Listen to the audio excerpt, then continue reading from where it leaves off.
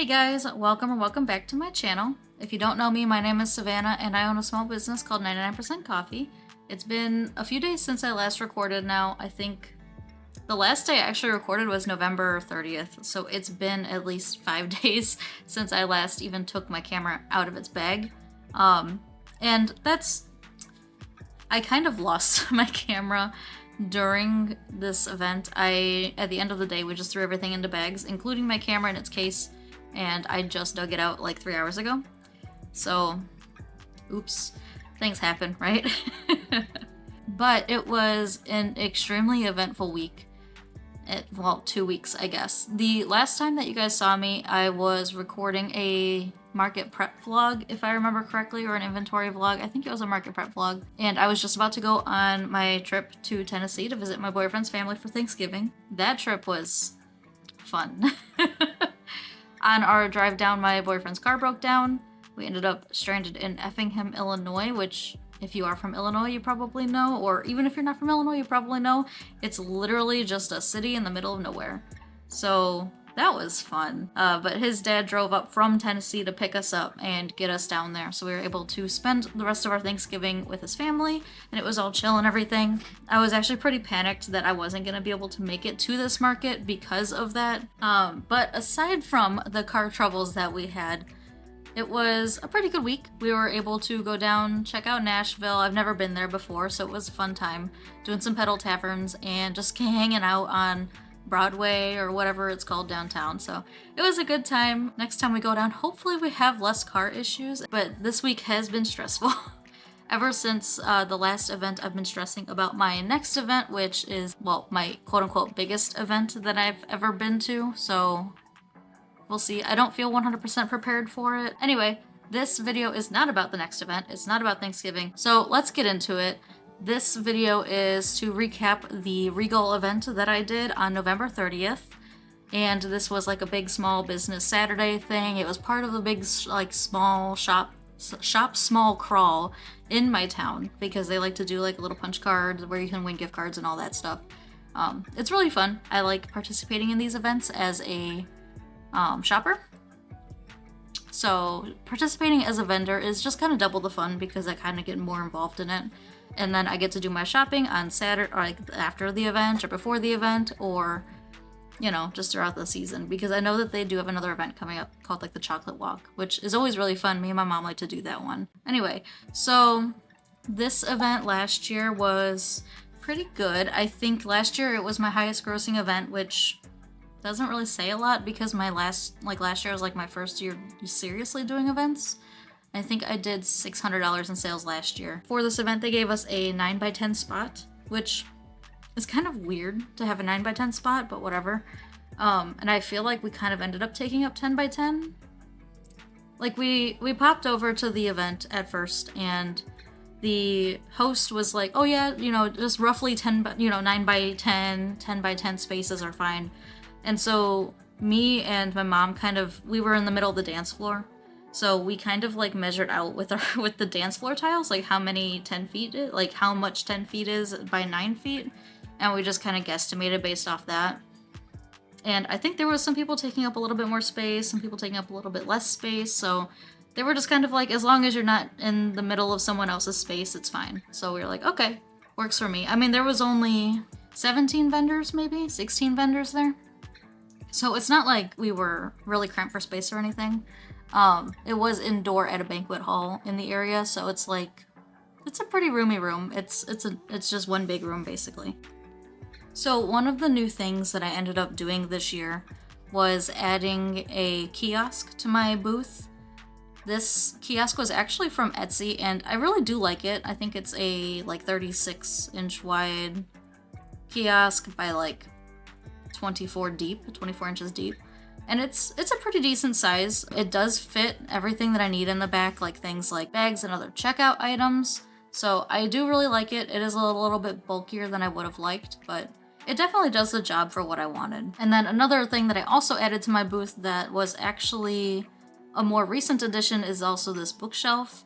This one I purchased 2-3 weeks ago maybe, and I got it from the same people that sold me the kiosk.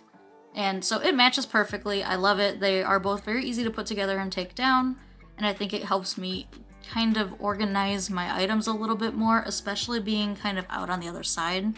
And it's also a little bit less bulky than a table, so it's nice to have a little bit more height but less bulk from all of the tables on my booth setup. This time I also did go with 2 4-foot tables instead of 2 6-foot or a 4-foot and a 6-foot table. It's just one of those things that I'm not a huge fan of the tables to begin with.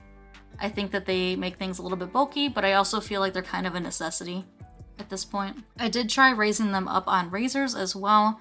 They're little 3-inch razor blocks, and I'm not sure that I like how they are 100% just because I think that they make the tables a little bit more wobbly, so I might have to change that for a future event. Another thing that I do have to remember to do for my next event is to iron these tablecloths. They have been through so many events at this point that they just need to be ironed.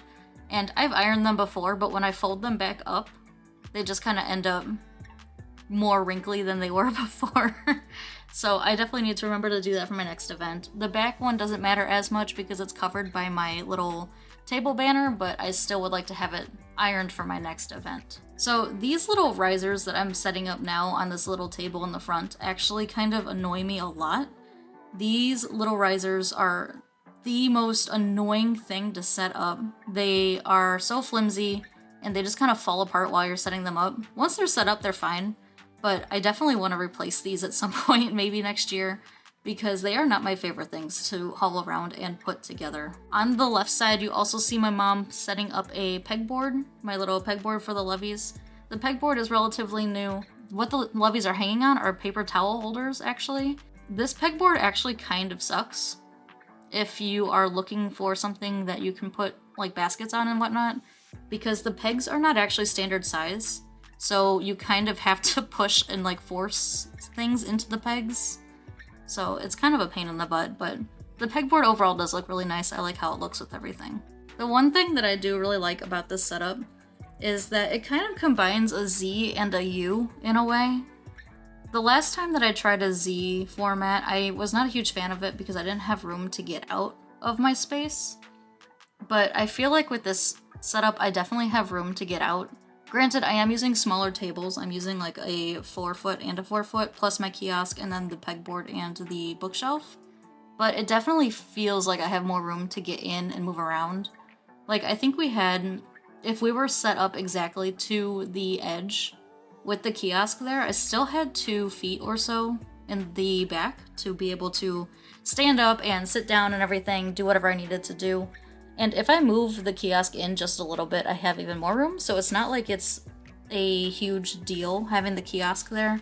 So I think it's actually a really good addition to have that kiosk there because it helps a lot with being able to have a specific place for people to check out and for people to ask me questions. It's just kind of like a nice little workstation for myself to have there.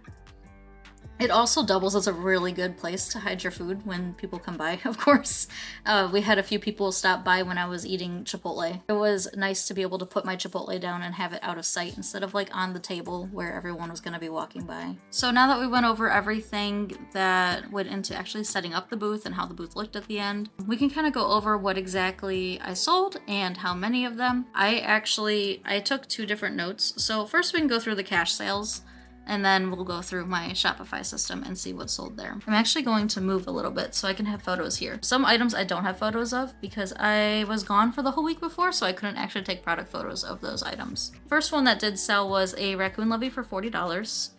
And then I also sold the mallard duck for $16 and an eagle for $16. And those are all the same pattern, the duck and the eagle. It's just like a little bit different, each one. I just kind of adjust it depending on what bird I'm making that time. The next order was a cat and a mushroom pop. Then I had a sale for a cat at $19 and 2 packs of scrunchies for $10 each, so that was a total of $20. And then as for my Shopify sales, I sold, my first order was a loaf cat, a little gray tuxedo loaf cat. The next order after that was one of my snow animals, my little reindeer one. Those ones I only made 5 of and one of them sold. I can't really tell from this event if it was a good indicator of if those would sell at any other events, so I brought those to the consignment store. My next order was another loaf cat, another tuxedo gray kitty. After that, I sold another cat, a solid black cat, for $19. And that was my friend's daughter's cat. He came over with his daughter to pick one out for her, and she loved it so much. He sent me a picture of her playing with it the next day, with her dressed in like a little cat outfit with like the little cat next to her. They also have a black kitten, like a solid black kitten, so it's really cute seeing that. I'm so glad that she likes it. The next order was actually for my last lily pad frog and a chubby bird, and both of those were $16 each.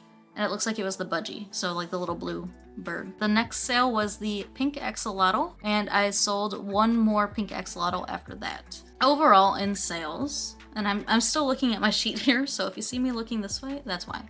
Overall in sales, I sold $138 in cash items and $137.20 in Shopify sales, for a total of $275.20. I ended up spending for this event $60 on the booth fee, and for food, we ended up getting Chipotle. My mom went out and got Chipotle, and that was $37. We did also get coffee in the morning, but my mom bought that for us, so I don't know how much that was. But so overall, we made $275.20, and we spent $97 on just being there. So overall, we made a profit of $178.20. It's not exactly great. Last year, this event, I was able to make $655 or something like that. And this year it was $275.20. So it's just below half. I don't know if it's just because it's an election year. I don't know if it's not great advertisement. I don't know if it's, competing sales. Like there was other small business events going on in town, but it was not exactly the best. It was also really cold outside, but it was also an indoor market, but I can understand people not wanting to walk outside their door and drive to the market, because I don't want to do that half the time. So I 100% understand if people just didn't go out because of that too. But even on like the Facebook page, there was like 300 people less than had showed up last year. So I don't know. It could have been a number of factors. I'm not gonna say whether or not, one specific thing over the others, but so it was kind of unfortunate. Things happen though, so it is what it is.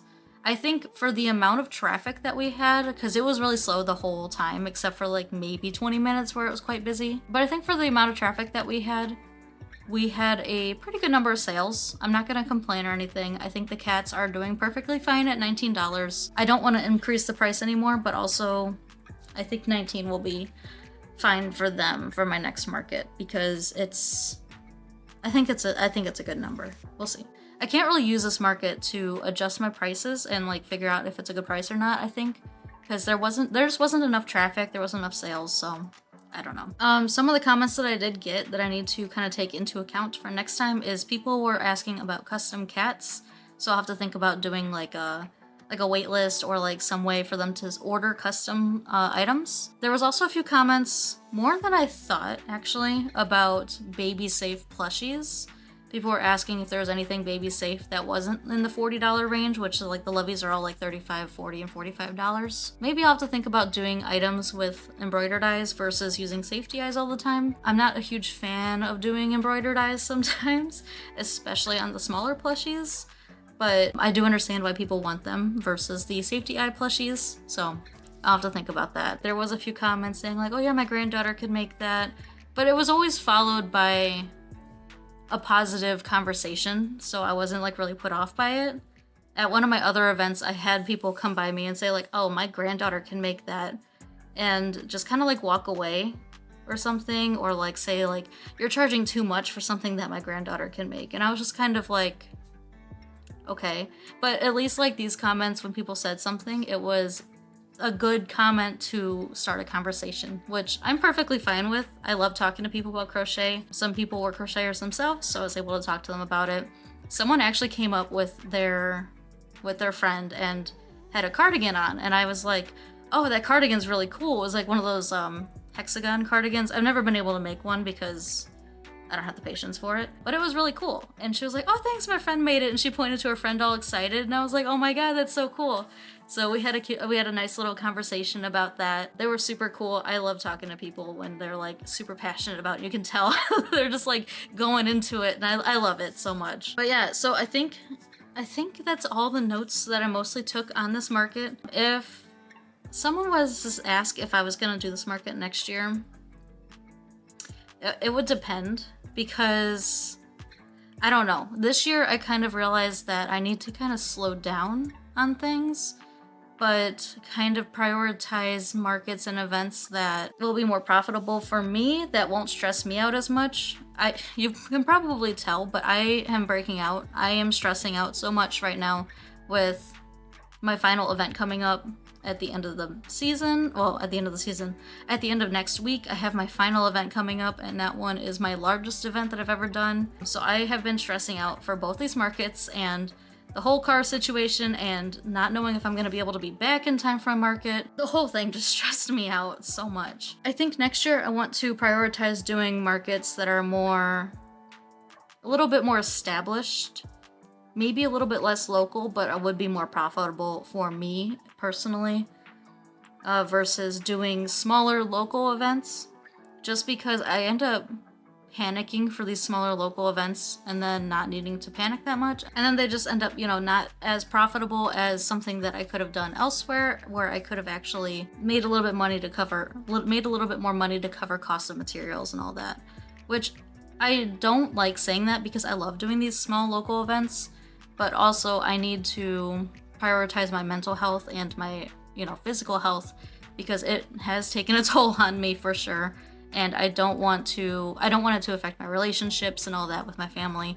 So I am thinking about just kind of like doing a few events, like maybe one every quarter, maybe two in some quarters, and just kind of prioritizing that, and then doing my consignment sales as usual, and then doing like online drops maybe. But we'll see about that. I am not 100% sure about online drops, because I haven't really quite gotten the hang of that. But it's something to look into for next year. I have time to think about it, because I'll probably take January off and then just kind of figure out from there. So that's how that event went. Yeah, I really have nothing else to say. It was an interesting event, and I hope next year I can come back as a shopper, because there are a lot of awesome people that do go to that event, that do vend, and I would like to be able to participate in this community event, like the small shop crawl, a little bit more next year, I think. As always, thank you so much for watching my video. I hope you enjoyed my first market vlog, I guess. I know I didn't record a ton during the market. I am still kind of getting used to the camera and like having a camera there and all of that, and talking to the camera in public. I did have a few like looks when I pulled my camera out to do the setup video, and I think that kind of put me off of like doing a little like behind the scenes like during the market. But maybe next time I'll do one. I don't know, we'll see. Let me know in the comments below what you thought about my new booth space. I really like it, but it might not be your cup of tea. If you notice anything that you're like, oh my god, this is kind of dangerous, let me know, because I really want to make sure that my booth is not dangerous. I do know that the table risers need to be adjusted big time. There was a few kids that stopped by that were kind of like leaning on the tables, and I was afraid that everything was gonna fall off the table, because like the tables were shaking so much. I was like, oh my god, no. I was panicking a little bit that those were gonna fall, but they didn't. But I definitely do need to come up with another solution before the 15th. But I also do want to thank you guys all so much for watching, and thank you guys so much for 100 subscribers. I think we hit 100 subscribers the other day on like, I don't know, like 2 or 3 days ago. And it's just crazy to me that there's 100 people of you guys, there's 100 of you guys that are watching these videos and hopefully enjoying them. I will catch up with you guys again next week for another market prep vlog. This weekend I'm going to be doing a mock setup for the space for that and a few other things, so I'll probably talk about those there. But otherwise, have a great week, and I will talk to you guys next time.